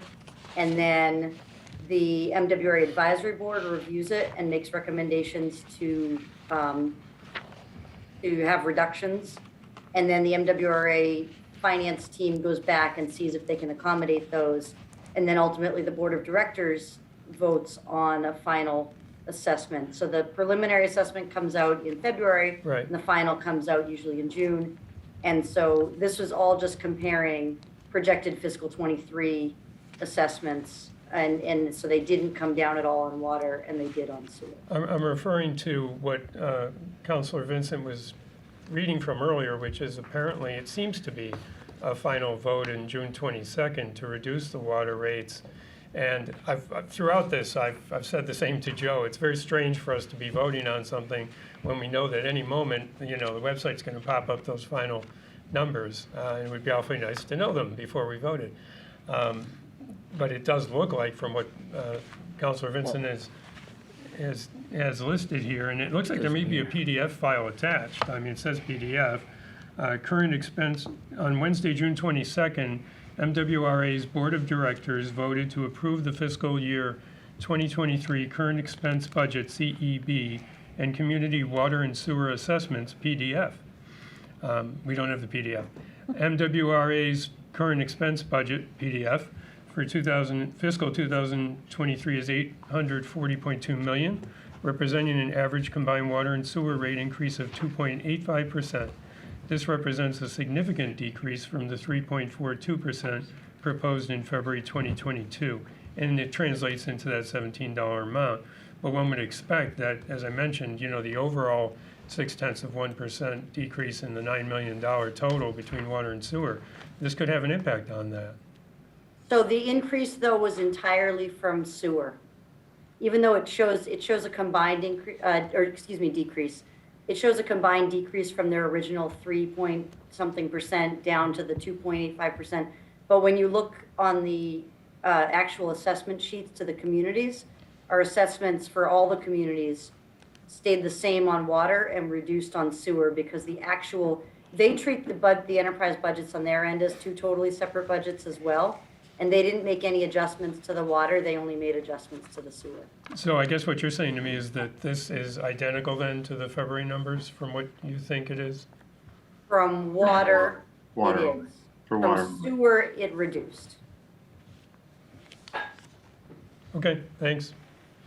Okay. Councilor Smith Galvin. I think, recognizing all this, I'd like to make a motion that we keep the water at 3.5% and reduce the sewer to the option one that was discussed at 2.15%, which has been reviewed by the Public Works Committee. Actually, we have 6 motions that we've got to go I through. know, so how, Do we want to that's the concept. put a That's- pause in? Yep. Okay. Supportive of the motion, of Okay. the concept, You but can wondering if we refine want to.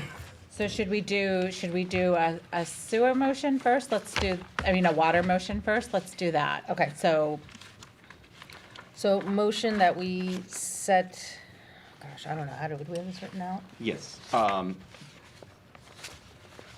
I'm actually going to start with, You do. going You go. I'll based on the second, you go. memo. I'm going to start with the service charge. So I'd move to accept the Advisory Board of Public Works recommendation to maintain the service charge for fiscal year 2023 at the 2022 levels as presented. Second. great. Moved and seconded. Any discussion? Okay, all in favor, and we will do a roll call. Councilor Dabrowski. I'm sorry, Madam Chair, this is a service charge, correct? Correct. Yes. Yep, aye. Councilor Vincent. Aye. Councilor McLean. Yes? Councilor Dennehy. Yes. Councilor Smith Galvin. Yes. Councilor Chines. Yes. And myself, yes. All right. Secondly, move to accept the Advisory Board of Public Works recommendation for water rates for fiscal 2023, set at a 3.5% increase above fiscal 2022 as presented. Second. Great, so motion made and seconded. Any discussion? Councilor Dombrowski. So on this point, I know that it's tied to the sewer that we just discussed. So if in fact the savings that's being realized is going to be on the sewer side, that was at 2.15 that I think the board was comfortable with, but now obviously the sewer side is lower. So I think if there can be an adjustment either way. We can either reduce it lower on the water side or the sewer side down from the 2.15. Since the 2.15 was based upon a projection in February that ended up being lower in reality come June. So I think we should at least consider reducing the water now or the sewer in the subsequent vote, but I think either way, there should be some acknowledgement that the MWRA's actuals put us in a better position to offer this relief. That I think we can, town carry much better than individual rate. Councilor McLean, did you have your hand up? Yeah, relative to the motion on the 3.5%, I look at this more in terms of the income statement side as opposed to retained earnings. And, you know, income statement is you've got your revenue, you've got your expenses.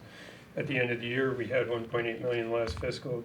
Joe has indicated to me we should have about 2 million as of more or less now, today. To me, that's, and it's a choice as to whether the 800,000 as opposed to being bonded was, you know, is paid in cash.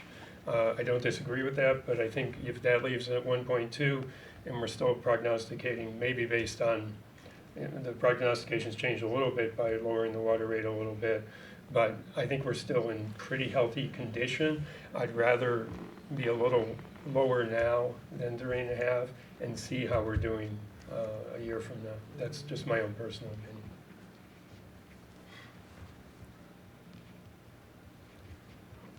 Councilor Chines? Now, I obviously made the motion, so I'm comfortable with it. You know, certainly hear all of those pieces, but, you know, based on the analysis that the advisory board went through, based on the fact that the water rate from the MWRA did not actually come down between February and June, I think this is a prudent number. I do think it's a reasonable number. I'm supportive of a lower number on the sewer side, which we'll get to next, but I'm very comfortable with the 3.5% here. Councilor Dombrowski? So I would just, I guess procedurally, would it be, I know there's a motion that's been seconded for discussion. Can I make a friendly amendment to move the rate to 3%, Mr. Mullen? Can you make a motion to amend to 3%? Sure. Correct. Certainly. So my motion is to amend to 3% if there's a second, obviously. I would second it. What's that? Did you accept the amendment? Well, I mean, it's not a friendly amendment, but it's been an amendment made and seconded. Yeah. Well, I Yep. think now there would be discussion on Yep. the amendment Right. and a Yep. vote on the amendment. On the amendment. and then On go the back to amendment, Yeah. okay. So discussion on Councilor Jabrowski's amendment to change it from 3.5% to 3%. So can I ask a question on that? Yes, Councilor Dennehy? Okay, so if we did that, then there's if we kept it at the 3.5%, then there's a good chance that next year it could go lower because we didn't need to go up there. But if we go lower, then there's the chance that it could go higher, right? So we're just kind of, it seems like we're picking this year or next year. Is that right? Councilor Chines? I do think that's right, and I think this is where I made the comment earlier about, you know, balancing relief with, you know, smoothing, kind of shocking the increases that we vote over. I believe, and correct me if I'm wrong, the outer year, after fiscal 2023, we had projected 6% on water. Is that right, Mr. Conway? Yes. Yeah. Yeah, Yes. so I guess my concern would be, just given some of the notes of caution we heard from the presenters and from the advisory board, I would be concerned about undercutting fiscal 2023 on the water side and then seeing that 6% need to go higher Yeah. next year. You know, I mean, looking at it from a percentage standpoint, 3% versus 3.5% is a difference of like 3 cents per cubic foot on the water rate, so it isn't enormous. But I do worry about the consequences of undershooting this one again, just given the forecasting we've heard from people today. And can somebody tell me what was the increase last year, from last year to what's being proposed this? 3.5 last year to this year? So it's the same, pretty much. So it's keeping it consistent. Okay. Yeah, I get scared. I like the idea of being able to go lower, but I do think that seeing a big jump next year is gonna be a little bit more difficult especially since this year, from last year to this year, and we're not seeing much of an increase, so. Yeah, that's my 2 cents. Thank you. Counselor Dombrowski? To answer your question, Councilor Denning, I do think we are picking a year. We're picking potentially this next year. We have uncertainty about next year. We don't know anything about where we could be next year with that. But we do know that in the present, it's much more difficult for people to be able to meet their expenses under their current budgets.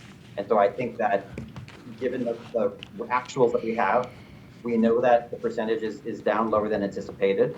And we know that people are hurting more financially this year, hopefully not to the same extent next year. So I do think that we have to be able to pivot to align with the realities of the folks, of what people's budgets look like today. And I agree, in a perfect world, we would have some better smoothing out, but we don't have smoothing out with anything right now. People are being slammed with a lot more additional expenses to be adding this on. And I also think it's important messaging to all of our constituents too, that we understand that this is a precarious economic time for a lot of folks in our town. So anything we can do, and it might only be a 0.5% increase, but it's something. And whenever we can do something, especially when we're still going to have a solvent enterprise with the 3%, I think it's an important thing for us to do. Counselor McLean? I just say, I think we're in a very good position fiscally right now. I don't necessarily accept, because I don't know, that 0.5%, and again, if it's pennies to you, it may not be to somebody else. I think 3% is a healthy increase. I think we have very healthy reserves, and I don't necessarily accept the prognostication that if we do 3% now, that we're going to have to do whatever it is, 7% a year from now. I think we're in good shape fiscally, and I'd rather, see how those prognostications, which have not always been right in the past, work out. And I think we have the latitude this year to do that. Maybe in a different year we wouldn't. Certainly back in 18 when we had a deficit, we wouldn't have had.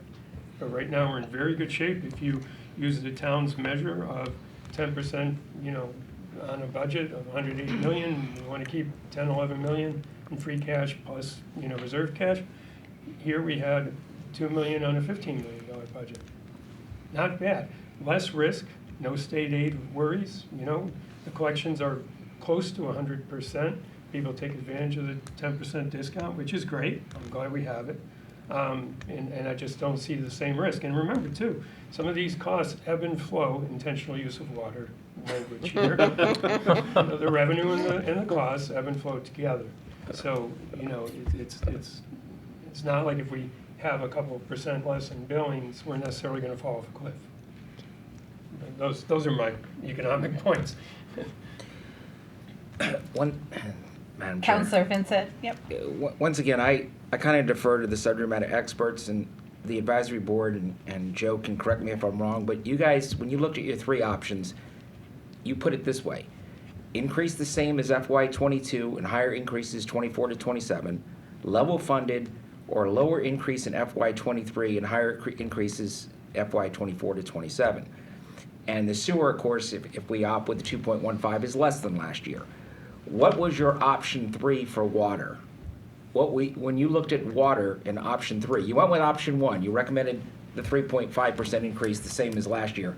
What was your, I don't have it in front of me. What was your option 3, reducing it to what rate this year for water? Option 1 was the 3.5%, which is being discussed. Option 2 was, when we said level funded, what we meant by that was the same rate increase each of the 5 years that we were looking at. Right. And what was your option 3? You have that one. So option 3 was kind of in between the two, and that being 4.5%. Was what? 4.5%. So you didn't have any option where you looked at anything lower than 3.5? For water, that's correct.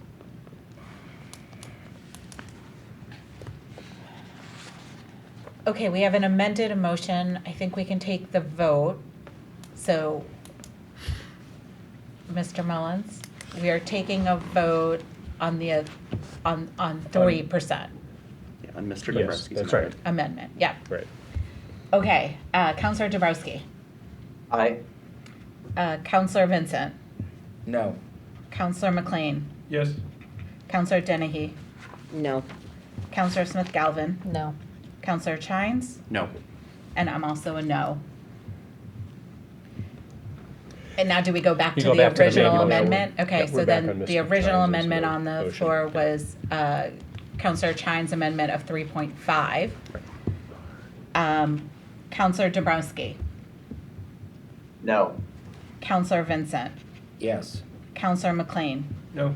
Counselor Dennehy, Yes. Counselor Smith Galvin, Yes. Counselor Chines, Yes. and I'm a yes as well. All right, Madam Chair, on the sewer side, move to approve an increase to the sewer rate for fiscal year 2023 of 2.15%. Second. And Counselor Chines made the motion, seconded by Counselor Smith Galvin. Any discussion?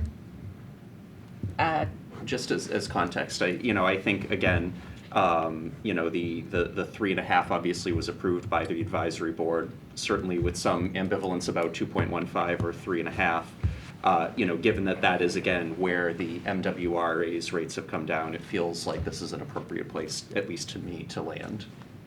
Great, thank you. Counselor Dombrowski.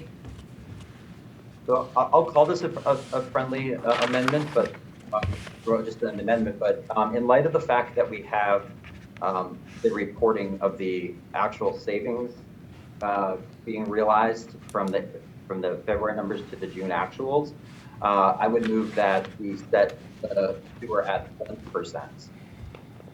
I didn't. I'm sorry, what was that? What percentage? At 1%. One. Wow. Versus the 2.15. Do I have a second?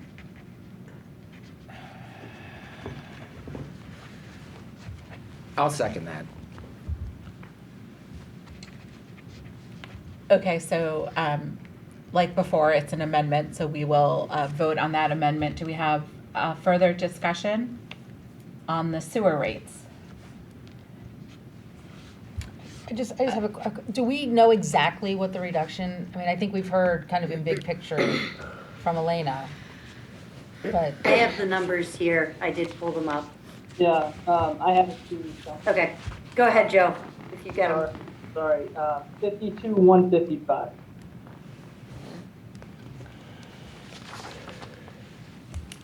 Joe, excuse me, what does that represent? How much the assessment came down from the preliminary? Correct, yep. Yeah, 52,000.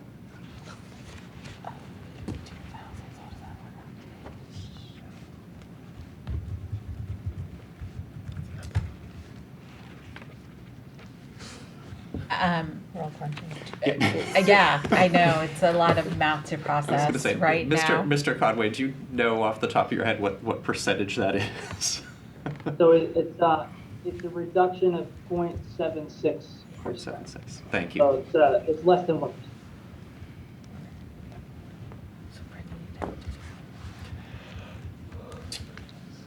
Counselor Chines. So again, just looking at kind of the numbers on this one, I mean, the advisory board, again, with some discussion and I think with some perspectives on both sides, did recommend 3.5% in light of the February numbers.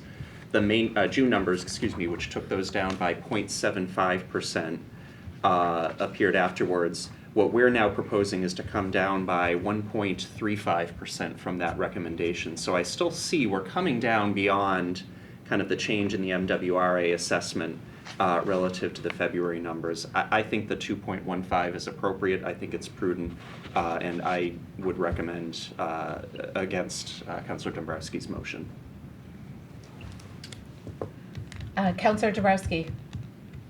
The 2.15 that was voted on was based on what was anticipated in February at the May meeting before we had those numbers. What I'm proposing is coming down 1.15%, not 1.35%. And 1.15% is negligibly more than what the actual is based on the June 22nd MWRA rate drop. So I think that it's appropriate and prudent, especially since we set the one at 3.5. Just to, Madam Chair, if I could just to correct and maybe ask for confirmation, the advisory board did recommend 3.5%. Is that correct? And again, That's I know there correct. was some discussion on different options, but just to clarify, when I talk about the 1.35% reduction, I'm talking about going from the advisory board's recommendation of 3.5% down to the 2.15 that was in the main motion. And having watched the meeting, I know that the 2.15 versus the 3, so the 3 point, options 1, 2, and 3. Having watched your meeting, I know that there was a lot of, back and forth and openness to looking at the different percentages. I don't want to speak for any of you, but my observation was that it was a very fluid discussion where you're open to any of those options as a possibility. Is that fair? Yeah, I think the advisory board was pushing a little bit for, as low as we could go and trying to balance with the needs of the community and the staff, and the projections with future years. Okay, Counselor Denny. So this is a question to the advisory board. In light of the June numbers, what are your thoughts? So personally, as you probably know, I'm the Public Works Director in a neighboring community, and we tend to use that change in the MWRA assessment as contingency, and we never, in the community where I work, we never change our recommendations based on the change between the preliminary and the final assessment. I'm not saying that that it's not worthy of consideration, but I think when you really get down into the calculations here, a huge factor of where revenue comes in at the end of the year is actually just how much it rains. Yeah. And so there's so much uncertainty in the revenue projections, even in the current fiscal year. I mean, I said at the beginning, there's uncertainty in the long-term projections, but there's even uncertainty in the projections for fiscal '23, because if it's a wet year, we collect less revenue and we might have a revenue shortfall. So we consider that to just be a little bit of contingency for those sorts of changes. But I continue to be comfortable with the 2.15. I'm not sure if Maria has a thought. I don't want to speak for the whole board. Oh, you're muted, Maria. Thanks so much. I think if whoever had an opportunity to watch our meeting, the board feels strongly that we don't want to arbitrarily just keep raising rates. It's a very uncertain time. We're also conscious of people that are on limited budgets. That's why we're grateful to go into the tier system to begin with, because it really is sort of pay to play. So, and I'm married to someone who loves to water the lawn, and now that it's out there brown, and so I do hope it rains. But we're playing sort of wish we had the crystal ball game, and so I would say to you, I would be very comfortable going with the sewer at 2.15. And I think if Chris were here, not to speak for him, but I think he would be as well. But we were comfortable ultimately advising on 3.5 for both categories, because this is it's a risky, costly business if something goes wrong. So that's kind of where I fall personally. And I'm just an average citizen. I'm not in public works or civil engineering, and You're ingrained in all of this, so it's really helpful hearing your perspective. It's super helpful. So I think we're actually being pretty bold going from the 3.5 recommendation down to the 2.1. So I'm comfortable with that. Going down to 1, and I love the spirit of it, but that scares me. So I worry about future years and what that could mean, and I feel comfortable and going with the advisory board with their input. I feel comfortable with the 2.1. So thank you. Okay, we have Counselor Madam Chair. Counselor Vincent with his hand up. Thank you, Madam Chair. I seconded the motion so that we could have the discussion, and I especially wanted to hear from the advisory board on going down to 1%. But I hearken back to, they're the subject matter experts, they ran 3 options, and one of the options that they agree is a viable option for us, and one that I'm comfortable with, is reducing it to the 2.15. So even though they recommended initially to us tonight 3.5, I am comforted that they concur with the viability of us going down to 2.15 on the sewer, and that's the one that I'll vote for. Anne, do you have something to add? I just want to make a clarification. On the presentation, it does say cubic feet, and it should be 100 cubic feet, just so it's noted. Thank you. Yeah, I think Counselor actually- Smith Galvin is nodding her head. She figured that out. Yeah, thank you. Yeah, I thought think that the comment that Julie made earlier about the Counselor Smith Galvin made about the cost of water was actually off by a factor of 100. And I didn't want to point that out. Yeah, I it's thought that even because I run around 100 saying 2 cents a gallon. I thought I've been off for that long. Okay. Yeah, it's 100 times more economical than even what you stated. Or actually 250 times more economical to use Wakefield water. I think that's a T-shirt in the making right there. So thank you. Thanks, Anne. Okay, so we have Counselor Dombrowski's amended motion up for a vote. I think we've discussed it, so I'm going to do a roll call. Counselor Dombrowski. Aye. Counselor Vincent. No. Counselor McLean. No. Counselor Dennehy. No. Counselor Smith Galvin. No. Counselor Chines. No. And myself is a no. And now we will do Counselor Chines' original motion of 2.15% for sewer rates. Counselor Dombrowski. No. Counselor Vincent. Yes. Counselor McLean. Yes. Counselor Dennehy. Yes. Counselor Smith Galvin. Yes. Counselor Chines. Yes. And I'm also a yes. All right, moving on. We have 3 more. Motion number 4. I don't think you did the sewer service charge. Did you do it together with the water? I did it together with the Oh, water. okay, all right. I thought I did. Then we'll note that way. I missed it then. Okay. Apologies. I think I referred to it just as the service Okay. charge. All right, number 4, move to accept the Advisory Board of Public Works recommendation for the sewer flat rate of $389.86 as recommended. Do you have a second? Second. Great. Any discussion on the sewage flat rate? Okay, let's go for a vote. Counselor Dombrowski. Aye. Counselor Vincent. Yes. Counselor McLean. Yes. Counselor Dennehy. Yes. Counselor Smith Galvin. Yes. Counselor Chines. Yes. And myself is a yes. All right, Madam Chair, move to accept the Advisory Board of Public Works recommendation for the manual read meter fee of $50 per quarter as recommended for fiscal year 2023. And do I have a second? Second. Great. Any discussion on the manual read meter fee that has, as Director Conway said, never been, he's never seen it applied. But Disincentive it is meant to be. it is great. It is working as it should be. So that's the right number we found there. Counselor Dombrowski. Aye. Counselor Vincent. Yes. Counselor McLean. Yes. Counselor Dennehy. Yes. Counselor Smith Galvin. Yes. Counselor Chines. Yes. And yes for me.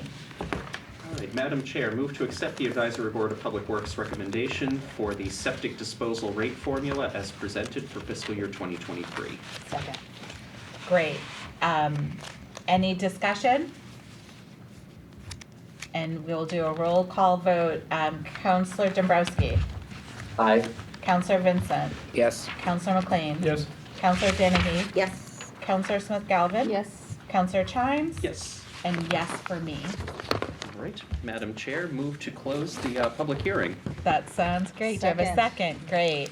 And one more time, Counselor Dombrowski. Aye.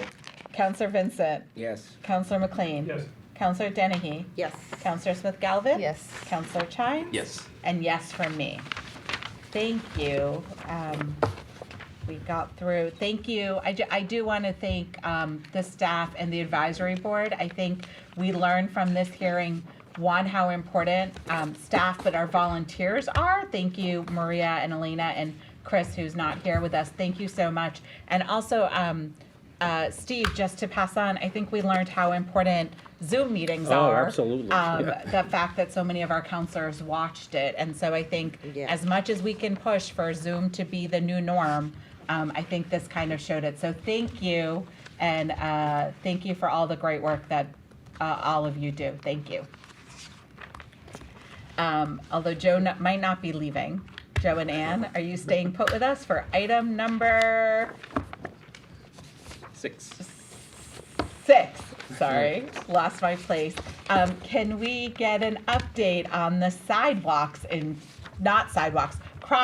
in town? Yes. This was at the Madam- request of Counselor Smith Galvin, who runs all over town and now bikes all over town. So she was asking for an update. Yes, Madam Chair, I have a very brief PowerPoint I'll flip through to give you an update on that topic right now. Amazing.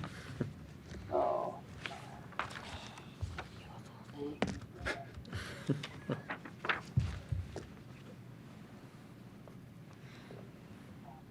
I can't see, my screen is changing. Yeah, you're Can you fine. see You're that? fine. Go right ahead.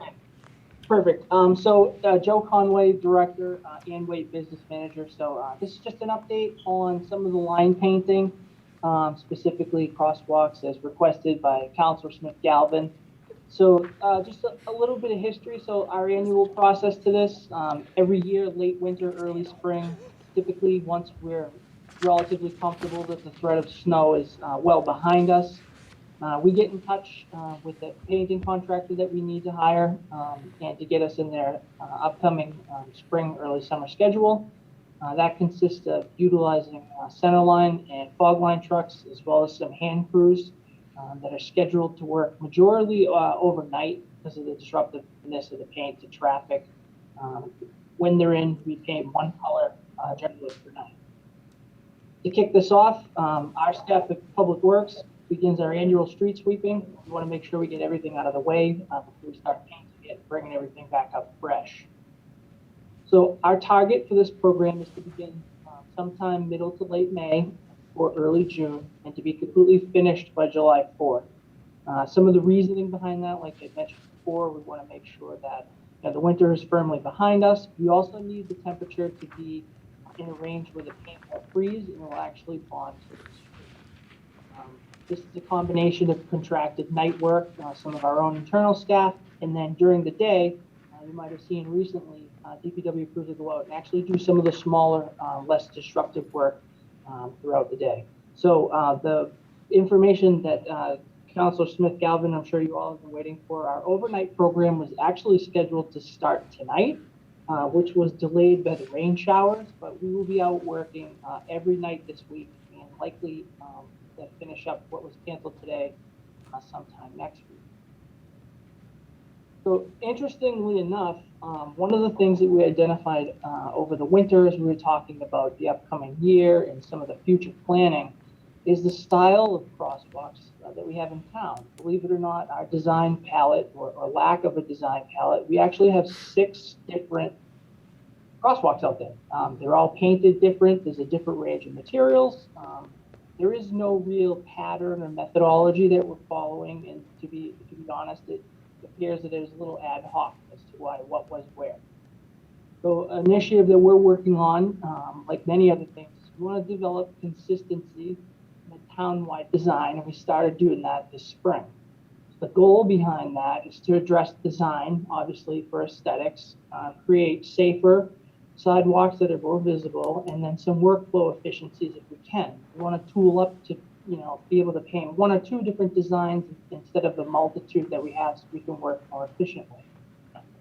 Some of the future things, we actually spent the winter converting all of the paper that we had as far as our line painting records and got that into a digital format, as you see here. Our accuracy with this is down to the foot, and we have a complete material takeoff that's been established. We know that if we're saying we have 1,000 feet of, white striped fog line, that's exactly what we have. That's all been vetted, and it's in a digital format where it will never go away. So our staff at Public Works is working to establish a procedure and design template for future use. Some of the places that we're looking for some information is obviously MUTCD, which dictates a lot of the traffic markings and paintings and regulatory signs. Our staff in engineering has also asked the MAPC as part of their bike study to give us a recommendation on crosswalks and what that painting should look like for optimal safety. We want to pay particular attention to the master plan in town and see what the attitude and appetite for development, passive, active recreation in town might be, that we're planning accordingly to get people where they want to go safely.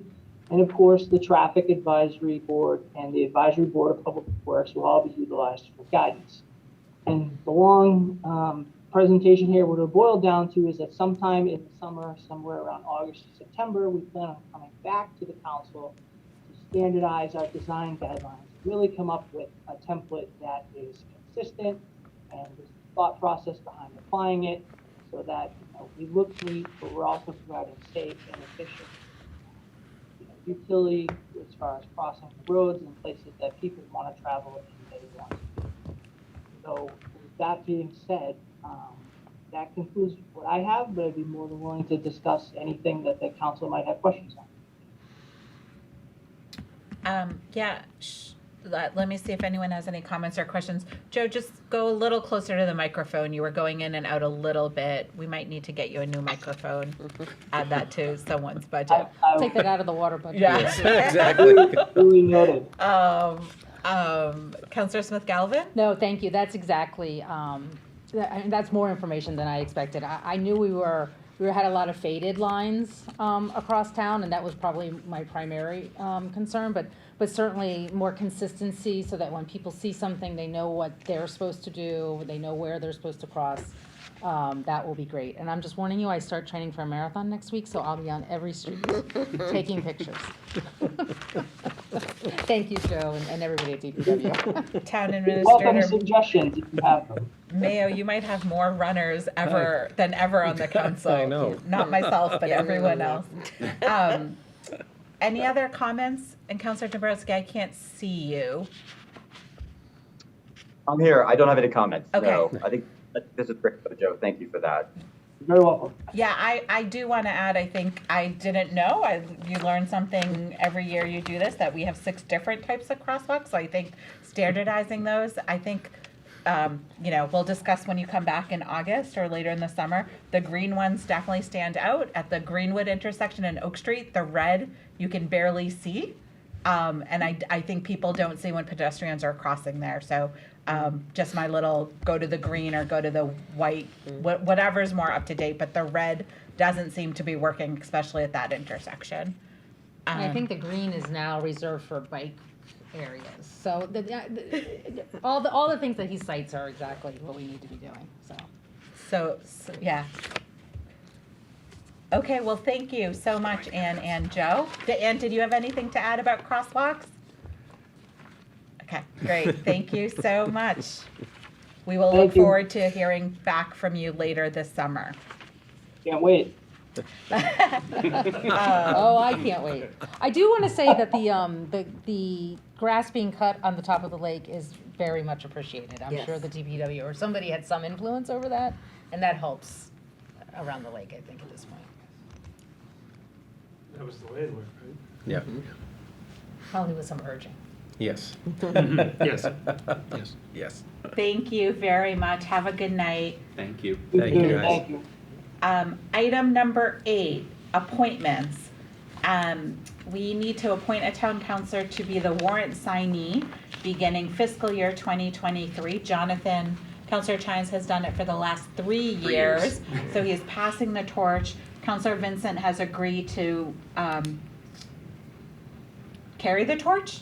Is that the right phrase? Yes. So can I have him, do I have to can I just appoint or we have to? No, I take- think that we need a vote for the auditors. We Yeah. need a vote. Yes. So I enthusiastically move to appoint Counselor Vincent to sign warrants on behalf of the town council for fiscal year 2023 with thanks to Bob for taking this on. Second. Seconded by Julie. Do we have any discussion? Good. Counselor Dombrowski.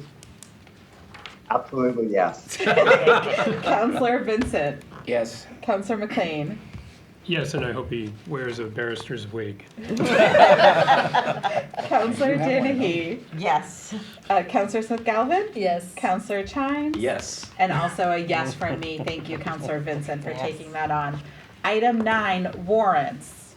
Yes. So and actually, you'll still get me a little bit because we'll have a couple more for fiscal 2022. But on when did I sign these? Sorry, June 23rd, I signed warrants 40, 42, 44, 46, 48, and 50, worth a total of $28.5 million plus regular payroll. Details are in the packet if folks have any questions. Great, thank you for doing that and closing up this fiscal year. Item 10, announcements. Counselor Dennehy. On this Wednesday, June 29th, the master plan workshop is going to be held via Zoom. It's 6:30 p.m. and I know that a lot of people in this community have a lot to say about the future of Wakefield and the direction and what they want their community to be like. So this is really a great opportunity to take part and play a role in Wakefield's future. So I hope everybody will make the best effort to attend because we want to hear from everybody. Great, Counselor Vincent. I just want to remind eligible disabled veterans that starting on July 1st, they can go to the town hall and apply for a property tax exemption. It's a $400 annual exemption. Thank you. Thank you. Counselor Dombrowski.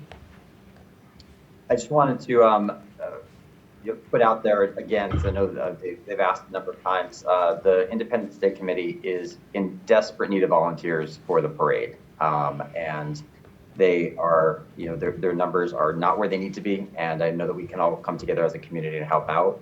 They're looking for sign holders, people to do just about anything, including Hooper scoopers. So whatever your interest, there's a position for you. So if you could just reach out to Brian Fox and the committee, but I saw them, I think many of us saw them on Saturday at the farmer's market, and they really just need folks to come out and help out.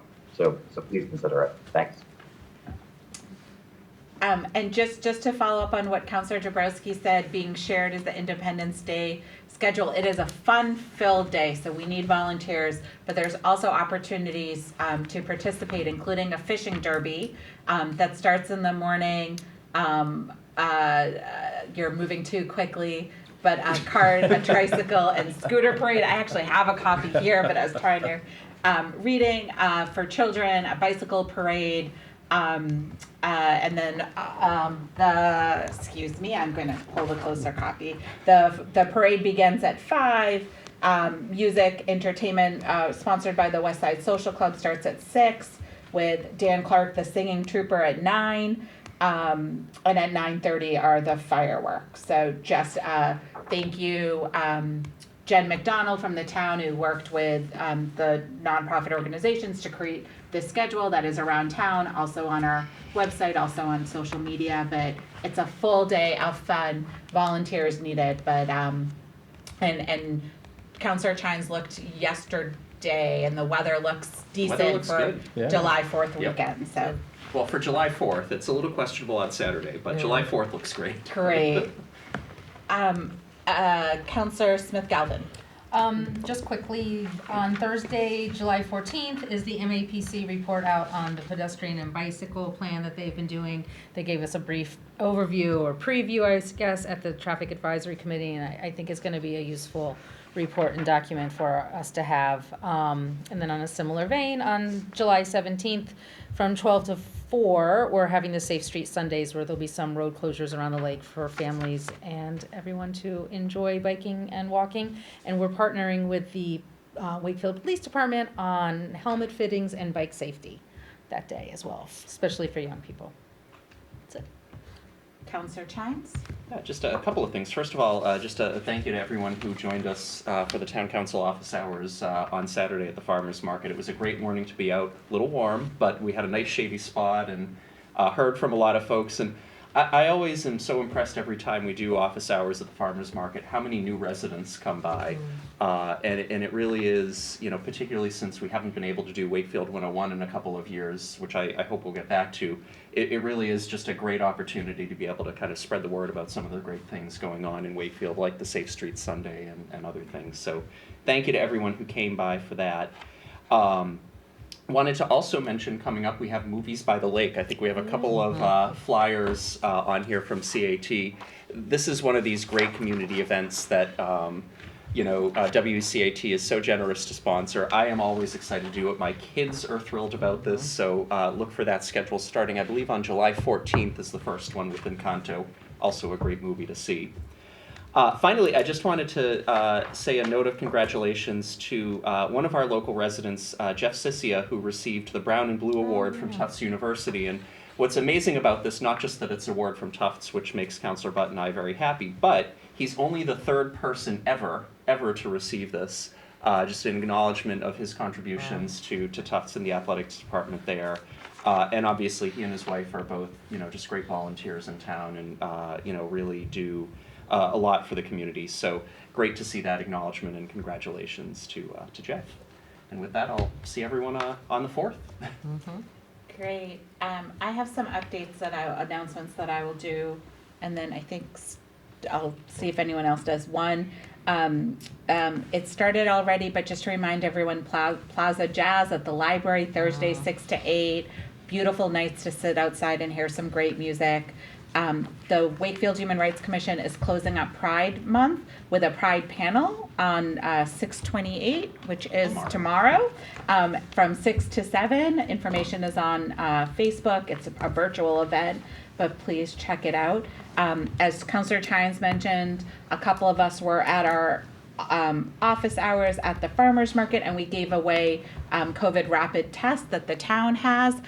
They are available for anyone that needs them at the greeter at Town Hall. So if you are testing frequently and need some test, I know you go through them really quickly, feel free to just walk in and ask the greeter, and we have plenty there for you.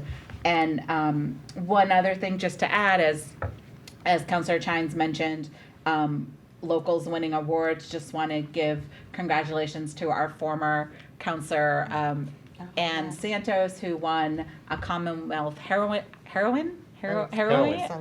Award last week. A great honor to be one of the women recognized for all the work that she does. So congratulations, Ann. Steve? I just had one item. It's really not an announcement, but I understand that there was some questioning on June 20th when we did have trash pickup in town in light of the June 19th holiday, or Juneteenth holiday. I will say that we reached out, as everybody did, to the, as most of our neighbors, I guess, to the private contractor that picks up trash in Wakefield. And they opted, as they did everywhere, to pick up on the ninth, on Monday the 20th. Their crew did not want to come move into the weekend, and probably the company didn't want to pay them overtime. It's probably what happened. But we'll look into that in our contracts in the future, because that was in the contract. Because Stoneham, Melrose, Reading, Linfield, Wakefield, Danvers, Bedford, North Andover, who's in my little circle of town managers, we all had trash pickup that day because of the way the scheduling works. So there was certainly no disrespect meant to anybody. And actually, every single holiday that there is, many of our departments are working 24/7. Certainly police, fire, and DPW are on call. Maybe they're picking up trash in the square, water main break, they're going to people's homes if needed. One of the biggest days, believe it or not, is Thanksgiving, where we have many, not only grease fires, but from people trying to fry turkeys, but people pouring it and getting clogged drains because they pour the things down the drain. So unfortunately, we are a 24/7 operation, but certainly I'm sorry that the council has got any concern on that. There was certainly no meant to have any disrespect for anybody. Thank you. Counselor Smith Galvin? Can I just follow up on that? So is there a way going forward to try to have that be a recognized holiday? Is it every other federal holiday, there's not trash pickup? We will work with the company. Okay, so that's just Yeah. something we need to Yes, to yes, talk we'll with work with them them with going their, forward. Okay. with their contract. Great. Great. Tom or Sherry, any announcements? Nothing, thanks. Sherry? No, I'm all set, thanks. Great. Item 11, matters not anticipated for agenda. I don't see any hands, so item 12, I'll take a motion to adjourn the meeting. So moved. Second? Second, great. All in favor, and last roll call vote of the night. Counselor Dombrowski. I just wanted to mention that, as I understand that the water, the MWRA issue, if we all go to Melrose and turn on all the faucets we can there, I think it will actually help Wakefield rates. You may want to think about doing that, just throwing it, otherwise not. Thank you. Counselor Vincent. Yes. Counselor McLean. Yes. Counselor Dennehy. Yes. Counselor Smith Galvin. Yes. Counselor Chines. Yes. And myself is a yes. Thank you, everyone. The next regular town council meeting will be Monday, July 11th, at 7 p.m. Thank you and have a good night. Thank you.